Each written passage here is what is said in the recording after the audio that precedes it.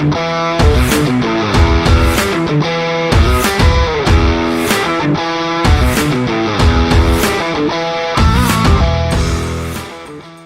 what's up followers? Dave here from CNC3D. So in this video today, we're going to be talking about some of the features that exist within CNC3D Commander that you probably don't even know exist. So let's just jump straight in and take a look at a few of these. These are a culmination of inquiries that we've had about features within Commander that people have asked for that actually is already there. So let's just jump straight in and take a look. So the first one is the key jogging overrides for these buttons. So if you take a look on the left-hand side here, we've got our Y plus button here, our Y minus, X plus, and X minus, and you've got this distance field and then the speed you want to go at. Now, at the moment, it says 100 millimeters in here, but did you know that you could hold either the Shift key, the Control key, or the Alt key and automatically override with a pre-programmed value? So for example, if I try to jog now, if I just hold nothing down and do Y plus, it's going to move 100 millimeters on the Y axis.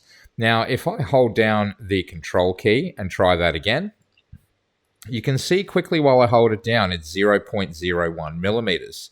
Now, if I was to hold down the Shift key and do it, it's now 10 millimeters. And if I was to hold down the Alt key and do it, it's 1 millimeter. And so where this feature can come in handy is, let's say, for example, you're trying to set your Z0. So if we go over here on this side, let's assume you're in the home position, which is the highest possible spot, and you want to lower down your Z. So you're going to nudge down a couple of times on this 20 mil distance that you have in here. But as you start to approach closer to your job, you might want to do something like, for example, hold down the Shift key and nudge down 10 millimeters instead. And you can see we're going down in 10 millimeter increments here. Then as we get even closer, then we can shift over to the Alt key here and go down 1 millimeter.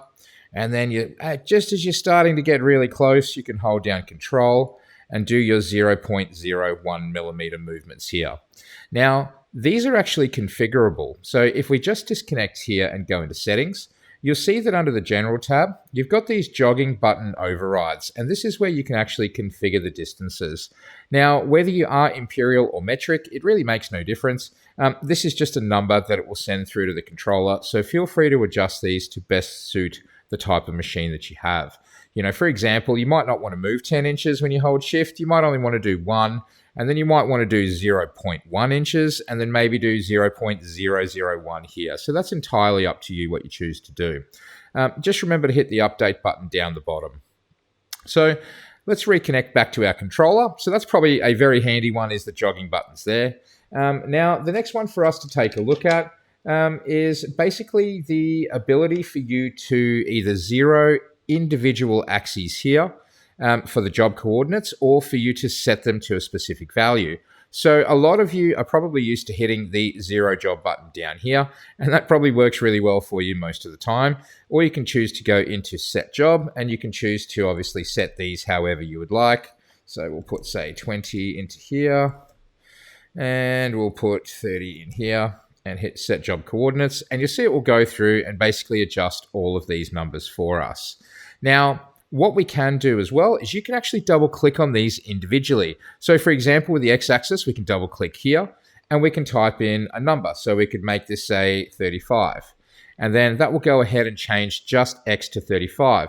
Now, if you double click in one of these again and double click again, it will set it to 0 or as close to 0 as possible. So the same goes for Y. We can double click here. We can make this 43. And then we can double click on here and then double click again. And it should take us back to our 0 or as close to 0 as it possibly can.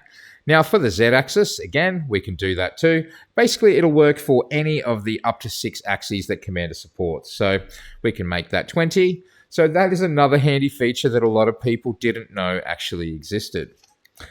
So probably this one here, which is actually rather obvious, is the keyboard/pendant button down the bottom. A lot of people are not actually aware that you are able to tick this box here and have keyboard functions or a pendant or a gamepad control your machine. I will be relabeling this in the next release of Commander with a little one of these little boxes here that I like to put everywhere.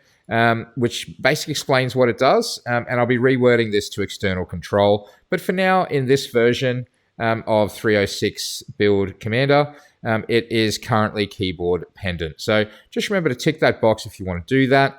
Now again, if we disconnect and go into settings, you'll see that there are individual settings for keyboard in here, for gamepad, for shuttle, and for WHBO4B. All 4 of these individual sets of settings are designed to be enabled and disabled with this checkbox here. Now let's just go and reconnect back up to our controller again. So look, probably the next one to move on to, and this was a recent email that we actually received. A lot of people have never noticed this little black icon down the bottom left-hand corner here. Now what this is if you click on this once, it will actually bring up a larger e-stop in a floating window. So if you take a look, this window will actually stay on top of any other window behind it. So it doesn't matter, even if I was to, say for example, open up a little notepad window here, it's still going to stay on top of that as well. So that's what that window is there for. So feel free to use it, guys. Let me just get this back into view here. So moving on from there, the next thing on our list here is, okay, so a lot of people are not aware that on a Nighthawk, so this is specific to Nighthawk CNC users, you can actually upload multiple files. You can also delete multiple files. So from this little section in here, if we select this, and say we hold control and we can, choose a few of these, maybe exclude this one. You can then hit delete selected and it will actually delete all of them. Now the same thing applies when you're in folder view here. You can choose any of the jobs in this list here and choose to delete them off here as well. So if we say, for example, we'll go here and we'll hold control and now we can go delete selected and that should go and clear those out off here. Now going back into here, the same goes for uploads. So we can go to upload job and let's just choose a few jobs out of this list here. What do we got? BTS job.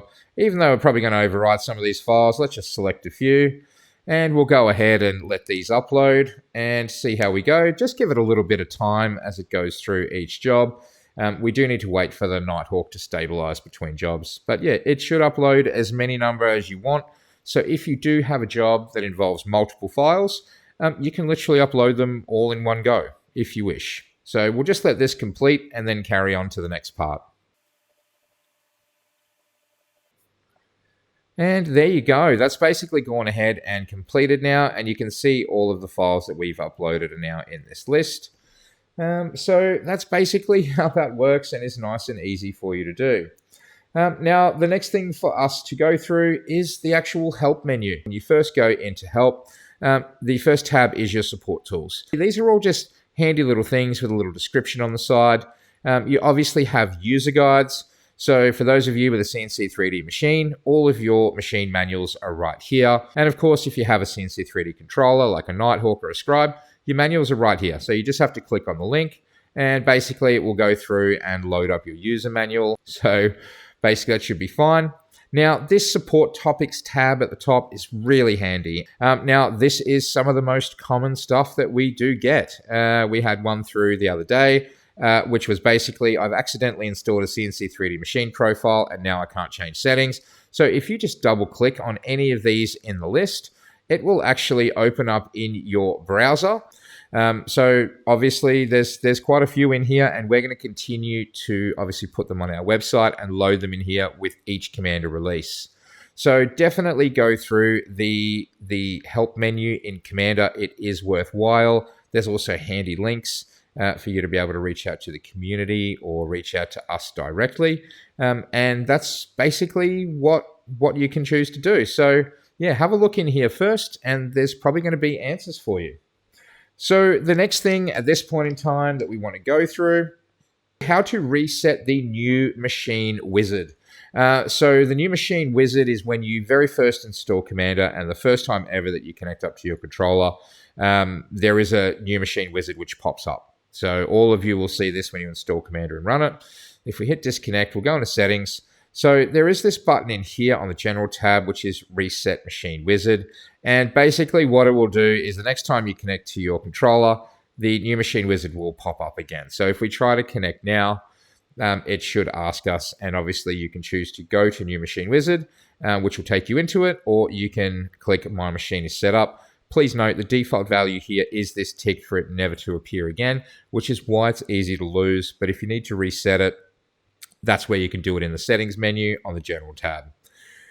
So other than that, the question that we had recently as well too was regarding job files on a Nighthawk. So for those of you with a Nighthawk, you may have a whole bunch of jobs on there and you might want to keep a backup of them. So there's a couple of ways you can do this. You can obviously choose to eject the SD card out of the Nighthawk, load it into your PC, and just copy the files off like you normally would. Alternatively, we actually have a local copy of it here. So CNC3D Commander is typically installed in your C drive or your main drive under CNC3D Commander. I've just loaded that in here in this particular PC. It's C/CNC3D Commander. And there's a folder in here called Job Cache. Now, this actually has all of your job files in here and all of the folders. So you can just get all of your jobs out of there, basically. And it should match exactly what you have in the list here. So I hope this has been helpful for you, and I really hope you guys are enjoying Commander. Keep letting me know any of your feedback, and I'm going to try to make it the best possible tool that I can just for you guys. So thank you very much for all your support over the years. I really appreciate it.